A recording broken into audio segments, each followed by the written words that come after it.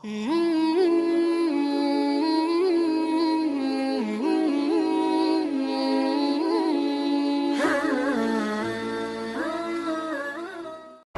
لله رب العالمين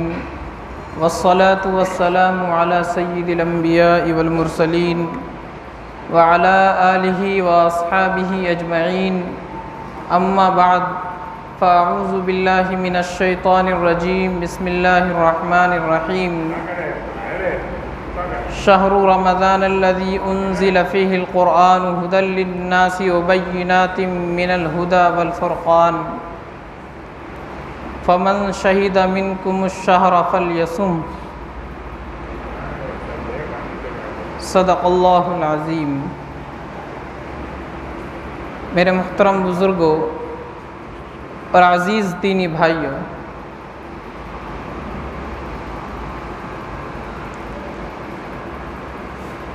شعبان کا مہینہ چل رہا ہے اور اس کے آخری ایام گزر رہے ہیں۔ رمضان المبارک کا مقدس مہینہ آنے والا ہے۔ یہ مہینہ اللہ تبارک و تعالی نے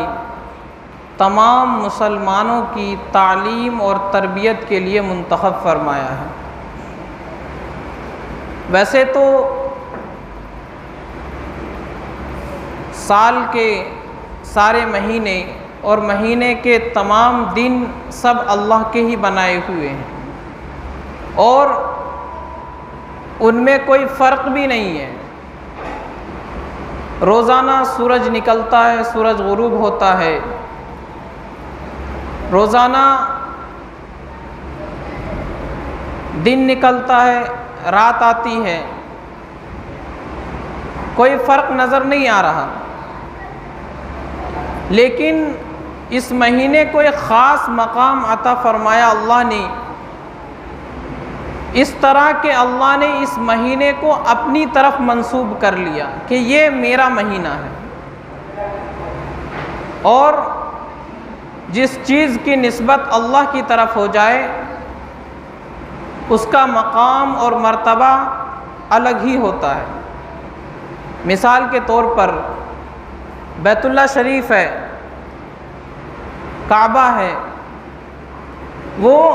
پتھروں کا بنا ہوا ہے، اس پہ رنگ اور روغن دور کی بات ہے، پلاسٹر بھی نہیں ہے، صرف پتھر کا بنا ہوا ہے، لیکن اللہ نے اس کو اپنی طرف منسوب کیا کہ یہ میرا گھر ہے، جس کی وجہ سے اس کے اندر ایسی کشش پیدا ہو گئی کہ لوگ ساری دنیا کے حسین ترین مناظر کو چھوڑ کر اس کو دیکھنے کے لیے جاتے ہیں، اور ہر مسلمان کے دل میں یہ جذبہ ہوتا ہے اور ہر مسلمان کی یہ خواہش ہوتی ہے کہ کاش میں بھی اپنی ان آنکھوں سے بیت اللہ کو دیکھوں۔ تو اس کے اندر یہ کشش اس لیے پیدا ہوئی کہ اللہ نے اس کو اپنی طرف منسوب کر لیا، یہ میرا گھر ہے۔ اللہ نے اس کی طرف رخ کر کے نماز پڑھنے کا حکم دے دیا، اس کے ارد گرد چکر لگانے کو اللہ نے طواف قرار دیا، ثواب کا کام بتایا، جس کی وجہ سے اس کی عظمت بڑھ گئی۔ تو رمضان بھی ایک مہینہ ہے، لیکن اللہ نے اس کو اپنی طرف منسوب کیا کہ یہ میرا مہینہ ہے، اور اللہ نے اس مہینے کو اونچا مقام عطا فرمایا۔ قرآن میں اللہ فرماتے ہیں شہر رمضان الذی انزل فیہ القرآن ہدی للناس وبینات من الہدی والفرقان، کہ رمضان ہی وہ بابرکت مہینہ ہے جس میں ہم نے قرآن کریم کو نازل کیا۔ قرآن کریم کا نزول رمضان المبارک سے شروع ہوا، تو اللہ نے اس مہینے کو، رمضان کو، قرآن نازل کرنے کے لیے منتخب فرمایا، جس کی وجہ سے اس کی عظمت بڑھ گئی۔ جب یہ مہینہ آتا ہے تو ہمارے ملک میں بھی اور دنیا کے دوسرے ممالک میں بھی اس کے نام سے کچھ پروگرام ہوتے ہیں جس کو نام دیا جاتا ہے استقبال رمضان۔ یعنی رمضان کا ویلکم کر رہے ہیں، رمضان کا استقبال کر رہے ہیں، جس کی کوئی نظیر حضرات صحابہ کرام رضوان اللہ علیہم اجمعین کے زمانے میں نہیں ملتی، اس کی کوئی اصل نہیں ہے۔ رمضان کا اصل استقبال یہ ہے کہ اس کے لیے تیاری کی جائے، اس کے لیے اپنے آپ کو تیار کیا جائے۔ یہ ہے رمضان کا اصل استقبال، کہ آدمی اپنے آپ کو اس کے لیے تیار کرے۔ نبی علیہ الصلاۃ والسلام نے صحابہ کرام رضوان اللہ علیہم اجمعین کو شعبان کے آخری دن میں ایک خطبہ ارشاد فرمایا۔ حضرت سلمان فارسی رضی اللہ تعالیٰ عنہ اس روایت کے راوی ہیں، فرماتے ہیں خطبنا رسول اللہ صلی اللہ علیہ وسلم آخر یوم من شعبان، کہ نبی علیہ الصلاۃ والسلام نے شعبان کے آخری دن ہمیں خطبہ ارشاد فرمایا، جس میں آپ نے کہا یا ایھا الناس قد اظلکم شہر عظیم شہر مبارک فیہ لیلۃ خیر من الف شہر، کہ لوگوں تمہارے اوپر ایک مہینہ آنے والا ہے جو بڑا اونچا بابرکت مہینہ ہے۔ اس مہینے کے اندر ایک رات ایسی آتی ہے جو 1000 مہینوں سے بہتر ہے، جسے شب قدر کہا جاتا ہے۔ آگے فرمایا جعل اللہ صیامہ فریضہ وجعل قیام لیلہ تطوعا، کہ اللہ نے اس مہینے کے روزوں کو فرض قرار دیا ہے، اور اس کی رات میں قیام کرنا یہ ثواب کا کام ہے۔ یعنی رمضان کے مہینے میں دن میں روزہ رکھنا یہ فرض ہے، اور رات میں قیام کرنا یعنی تراویح پڑھنا یہ ثواب کا کام ہے۔ آگے فرمایا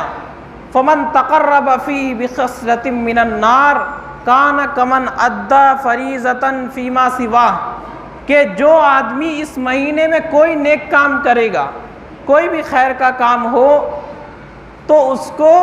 اس مہینے کی برکت سے ایک فرض ادا کرنے کے برابر ثواب ملے گا۔ ویسے فرض کا ثواب نفل عبادتوں سے بڑھا ہوا ہوتا ہے، لیکن اس مہینے کے اندر جو رمضان کا مہینہ آنے والا ہے، اس مہینے میں کوئی آدمی اگر نفل کام کرے، کوئی بھی نیک کام کرے، تو اس کو فرض کے برابر ثواب دیا جاتا ہے۔ یہ اس مہینے کی برکت ہے۔ آگے فرمایا ومن ادی فیہ فریضۃ کان کمن ادی 70 فریضۃ فیما سواہ، کہ جو اس مہینے میں ایک فرض ادا کرے گا اس کو 70 فرضوں کے برابر ثواب دیا جائے گا۔ یعنی دوسرے مہینوں میں 70 فرض ادا کرتا جتنا ثواب اس پر ملتا، اتنا ثواب اس مہینے میں ایک فرض ادا کرنے پر دیا جاتا ہے۔ مثال کے طور پر فجر کی 2 رکعت نماز ہے، 2 رکعت نماز پڑھنے پر رمضان کے مہینے میں 140 رکعت نماز پڑھنے کا ثواب ہوگا، 70 گنا۔ اور ظہر کی نماز 4 رکعت ہے، تو رمضان کے مہینے میں ظہر کی نماز ادا کرنے پر 280 رکعت پڑھنے کا ثواب ملے گا۔ تو یہ رمضان کی برکت ہے کہ نفل عبادت کا ثواب فرض کے برابر، اور ایک فرض کا ثواب 70 فرضوں کے برابر کر دیا جاتا ہے۔ یہ اللہ تبارک و تعالیٰ کا فضل ہے، اس کا کرم ہے۔ آگے فرمایا وَهُوَ شَهْرُ الصَّبْرِ وَالصَّبْرُ ثَوَابُهُ الْجَنَّةُ، کہ یہ صبر کا مہینہ ہے، یہ صبر والا مہینہ آ رہا ہے، اور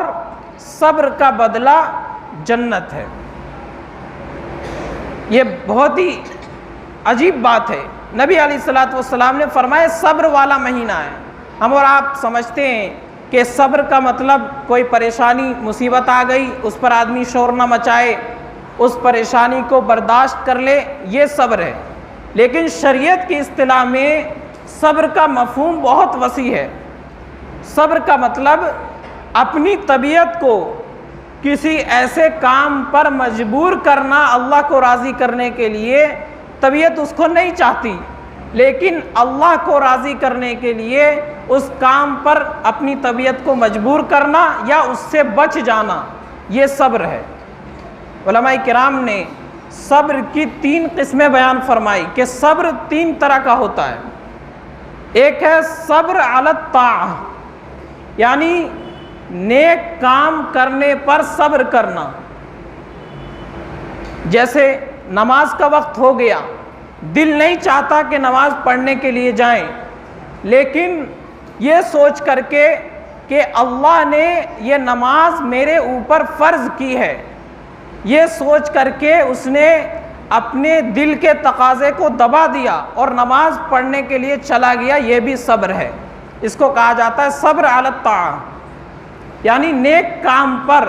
جو پریشانی اٹھانی پڑ رہی ہے اس پریشانی پر صبر کر لینا، یہ صبر علی الطاعہ ہے۔ سردی کا موسم ہے، نماز کا وقت ہو گیا، وضو کرنے کو دل نہیں چاہ رہا، ٹھنڈا لگ رہا ہے، لیکن اس نے اس ٹھنڈ کو برداشت کر کے وضو کر لیا، یہ ہے صبر علی الطاعہ۔ نیک کام پر جو پریشانی آ رہی ہے، مصیبت آ رہی ہے، اس پر صبر کر لینا، یہ صبر علی الطاعت کہلاتا ہے۔ تو صبر کی یہ ایک قسم ہے۔ ایک دوسری قسم صبر کی ہے صبر عن المعصیت، کہ کسی گناہ کرنے کو دل کر رہا ہے کہ گناہ کا کام کر لیں، لیکن اپنے آپ کو اس گناہ سے بچا لیا، یہ صبر عن المعصیت ہے۔ مثال کے طور پر کوئی غیر محرم عورت نظر کے سامنے سے گزر رہی ہے، دل چاہ رہا ہے کہ اس کو دیکھ لوں، ایک نظر دیکھ لوں بس، لیکن اس نے طبیعت کے اس تقاضے کو دبا دیا اور اپنی اس خواہش کو دفن کر دیا، اور یہ سوچا کہ اللہ نے مجھے آنکھ دی ہے، اس آنکھ کو غلط جگہ میں استعمال نہیں کروں گا، غیر محرم کو نہیں دیکھوں گا، یہ سوچ کر اس نے اپنی نظریں جھکا لی، اس کی طرف نہیں دیکھا، تو یہ بھی ایک قسم کا صبر ہے۔ اس کو کہا جاتا ہے صبر عن المعصیت، کہ گناہوں سے بچنے میں طبیعت کو جو دشواری ہو رہی ہے، دل کو جو پریشانی ہو رہی ہے، اس پر صبر کرنا، یہ بھی صبر کی ایک قسم ہے۔ صبر کی ایک تیسری قسم ہے صبر علی المصیبت، کہ کوئی تکلیف آ گئی، کوئی مصیبت پیش آ گئی، کوئی حادثہ ہو گیا، کسی عزیز قریب کا انتقال ہو گیا، مال چوری ہو گیا، راستے میں کسی نے چھین لیا، یا ڈاکہ ڈل گیا گھر میں،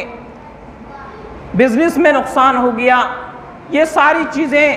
پریشانی آ گئی۔ اب وہ بندہ شور نہیں مچا رہا، لوگوں سے شکوہ شکایت نہیں کر رہا، جزا فضا نہیں کر رہا، بلکہ اس پر صبر کر رہا ہے کہ اللہ تبارک و تعالیٰ کی ذات حاکم ہے، حکیم بھی ہے، اللہ کا ہر فیصلہ حکمت کے مطابق ہوتا ہے، اللہ جو چاہتے ہیں کرتے ہیں۔ اس پر اس نے صبر کر لیا، اس مصیبت پر، تو یہ بھی صبر ہے۔ اس کو کہا جاتا ہے صبر علی المصیبت۔ اور قیامت کے دن اللہ تبارک و تعالیٰ جو جنت عطا فرمائیں گے، اس کے بارے میں قرآن میں فرمایا وَجَزَاؤُهُمْ بِمَا صَبَرُوا جَنَّةً وَحَرِيرًا، کہ جن لوگوں نے صبر کیا تھا اللہ ان کے صبر کی وجہ سے ان کو جنت عطا فرمائیں گے، اور جنت کے ریشمی کپڑے عطا فرمائیں گے۔ کیوں؟ کہ انہوں نے دنیا میں پریشانی پر شور نہیں مچایا، شکایت نہیں کی، واویلا نہیں مچایا، بلکہ انہوں نے صبر سے کام لیا، اس وجہ سے اللہ ان کو جنت عطا فرما رہے ہیں۔ تو نبی علیہ الصلوۃ والسلام فرماتے ہیں کہ یہ صبر والا مہینہ ہے۔ اس کا مطلب یہ کہ اس مہینے میں مسلمانوں کو صبر کی ٹریننگ دی جا رہی ہے، صبر کی تربیت دی جا رہی ہے، کہ ایک مسلمان روزہ رکھ لیتا ہے، سامنے ٹھنڈا پانی موجود ہے، شربت موجود ہے، لیکن اس کے باوجود وہ اس ٹھنڈا کو پیتا نہیں ہے کہ میں نے روزہ رکھا ہے اللہ کے واسطے، اللہ نے روزے میں کھانے پینے سے منع فرمایا، نہیں کھا سکتا، نہیں پی سکتا، تو بہترین سے بہترین کھانا رکھا ہوا ہے اور پینے کے لیے اچھی اچھی چیزیں رکھی ہوئی ہے، لیکن روزے کی وجہ سے وہ رک جاتا ہے۔ بیوی سے ملنا، اپنی جائز خواہشات کو پوری کرنا جائز ہے، لیکن روزے کی وجہ سے وہ رک جاتا ہے۔ تو یہ صبر کی ٹریننگ اس مہینے میں دی جا رہی ہے، اور اللہ فرما رہے ہیں کہ اے میرے بندو، جس طریقے سے تم رمضان کے مہینے میں رک جاتے ہو جس چیز سے میں نے منع کیا ہے، اسی طریقے سے تمہاری ساری زندگی ہونی چاہیے کہ جہاں پر میرا حکم آ جائے وہاں اپنی خواہشات کو دبا دو، میرا حکم آ جائے وہاں اپنے نفس کی خواہش کو دفن کر دو، اللہ کے حکم کو پورا کر دو۔ تو یہ تربیت دی جا رہی ہے رمضان کے مہینے میں، یہ صبر کا مہینہ ہے۔ آگے فرمایا نبی علیہ الصلوۃ والسلام نے وَهُوَ شَهْرُ الْمُوَاسَاةِ کہ یہ غمخواری کا مہینہ ہے، یعنی اس مہینے میں مسلمانوں کو ایک دوسرے کا خیال رکھنا چاہیے،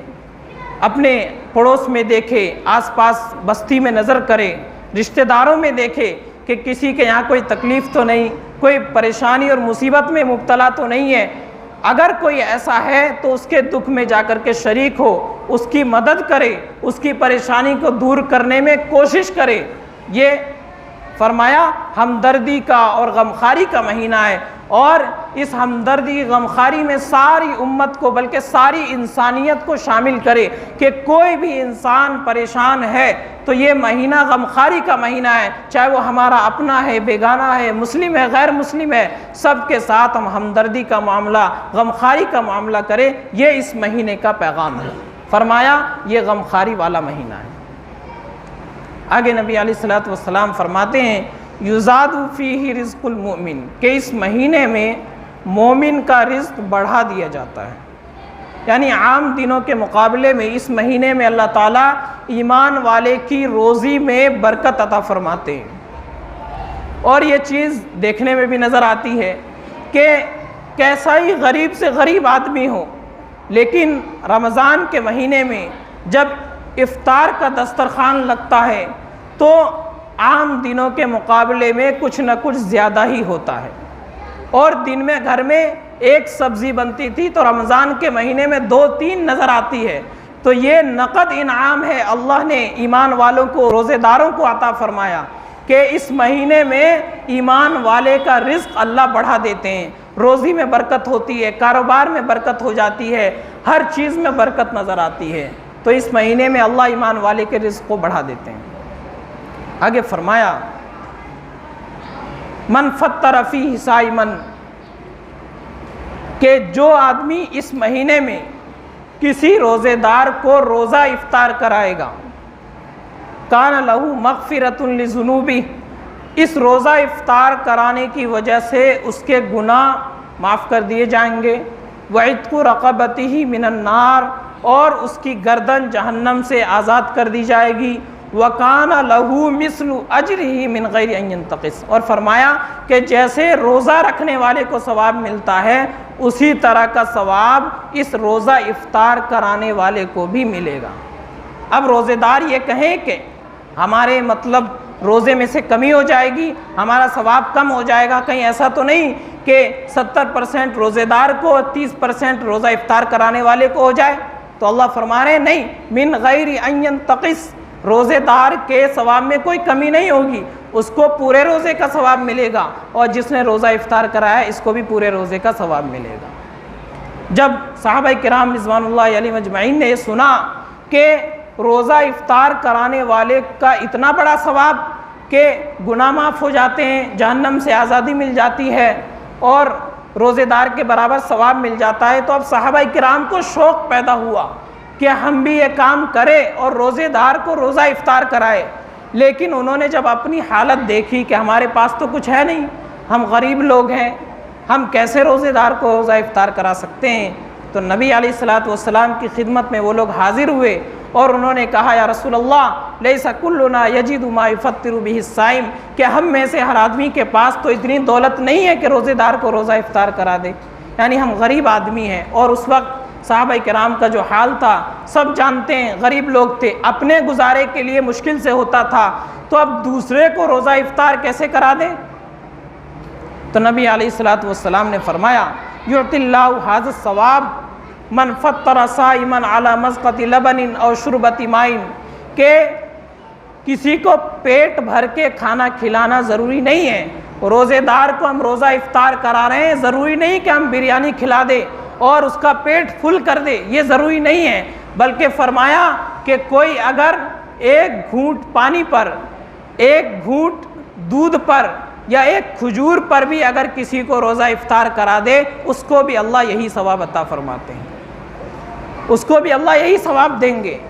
اگر ایک گھونٹ پانی سے بھی روزہ افطار کرا رہا ہے ایک گھونٹ دودھ سے بھی روزہ افطار کرا رہا ہے، ایک کھجور سے بھی روزہ افطار کرا رہا ہے، یعنی معمولی چیز ہے، پیٹ بھر کے نہیں کھلا رہا ہے، تب بھی اللہ اس کو یہ ثواب عطا فرماتے ہیں۔ اور آگے فرمایا وَمَنْ أَشْبَعَ صَائِمًا،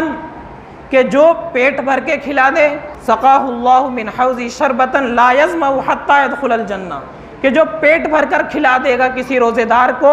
تو اللہ تبارک و تعالی اس کو میرے حوض سے ایسا پانی پلائیں گے کہ وہ جنت میں داخل ہونے تک اس کو پھر پیاس نہیں لگے گی۔ تو نبی علیہ الصلوۃ والسلام نے صحابہ کرام کو ایک ترغیب دی ہے، اور آپ علیہ الصلوۃ والسلام صحابہ کو تیار کر رہے ہیں رمضان کے لیے، کہ رمضان کا مہینہ آنے والا ہے، اس مہینے میں کیا کیا عمل کرنا ہے، کیا کیا تیاری کرنی ہے، اللہ کے ساتھ اپنے معاملے کو کیسے صحیح کرنا ہے، لوگوں کے ساتھ کیا معاملہ کرنا ہے، اور روزے داروں کے ساتھ کیا برتاؤ کرنا ہے، یہ ساری اللہ تبارک و تعالیٰ نے نبی علیہ الصلوۃ والسلام کے ذریعے سے امت کو تعلیم دی ہے، تربیت دی ہے کہ رمضان آنے سے پہلے پہلے یہ ساری تیاری کر لیں۔ آگے فرمایا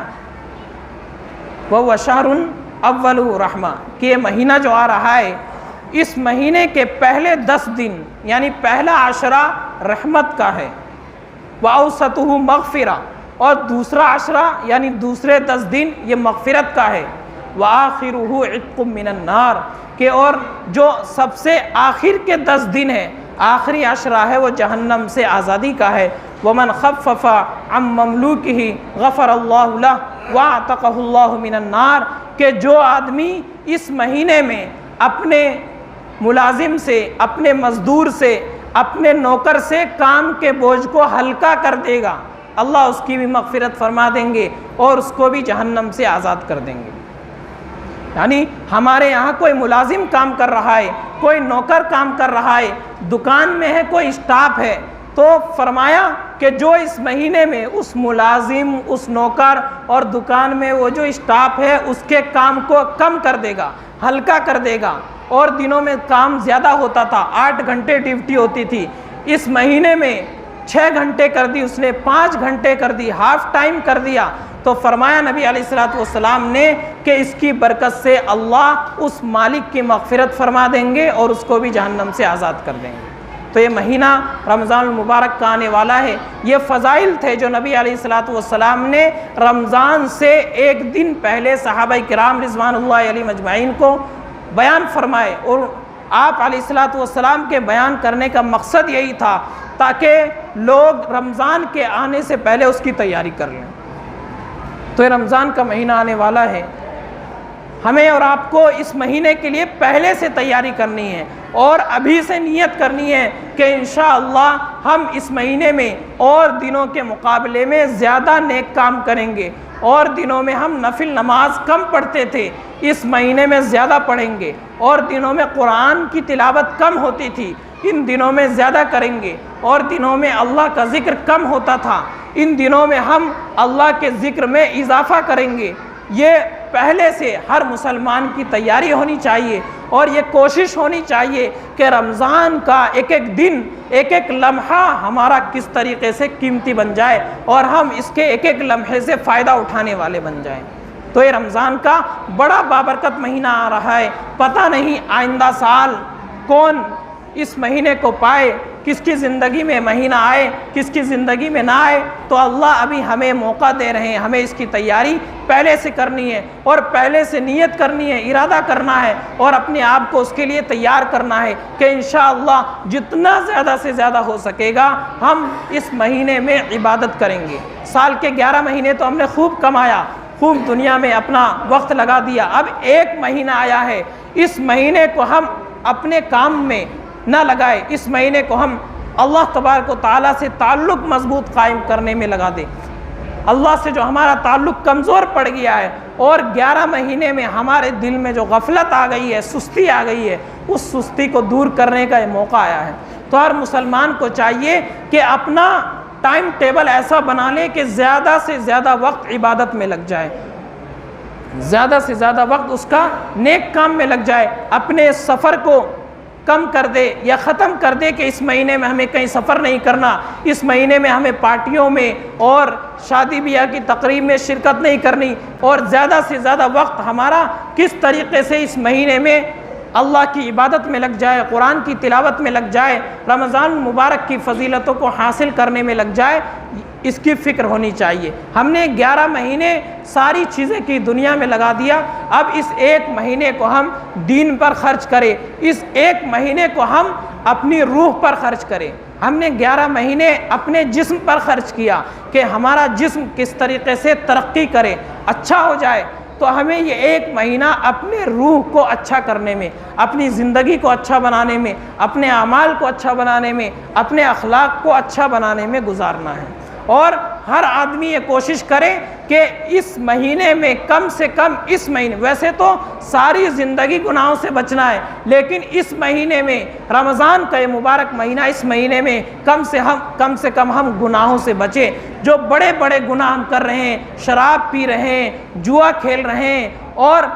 زنا کر رہے ہیں، رشوت لے رہے ہیں، ایک دوسرے کی چغلخوری کر رہے ہیں، غیبت کر رہے ہیں، سود کا کاروبار کر رہے ہیں، کم سے کم اللہ کا خوف رکھے اور اس مہینے میں ان چیزوں سے بچ جائے۔ ویسے تو پورے سال بچنا ہے، پوری زندگی بچنا ہے، لیکن کم سے کم اس مہینے میں تو بچ جائے، اور اس بات کا خیال رکھے کہ ہم اس مہینے میں کوئی ایسا عمل نہ کرے کہ ہم اس مہینے کی فضیلت سے محروم ہو جائے۔ کوشش کرے کہ جیسے ہم نے روزہ اللہ کے لیے رکھا ہے، تو روزہ جو افطار کرے، وہ روزہ افطار بھی ہمارا حلال مال سے ہونا چاہیے۔ ایسا نہیں ہو کہ ہم نے روزہ اللہ کے لیے رکھا، پورے دن ہم بھوکے رہے، پورے دن ہم پیاسے رہے، پورے دن ہم نے اپنی جائز خواہشات کو چھوڑ دیا، پورا نہیں کیا، لیکن جب شام کا وقت آیا، افطار کے وقت، ہم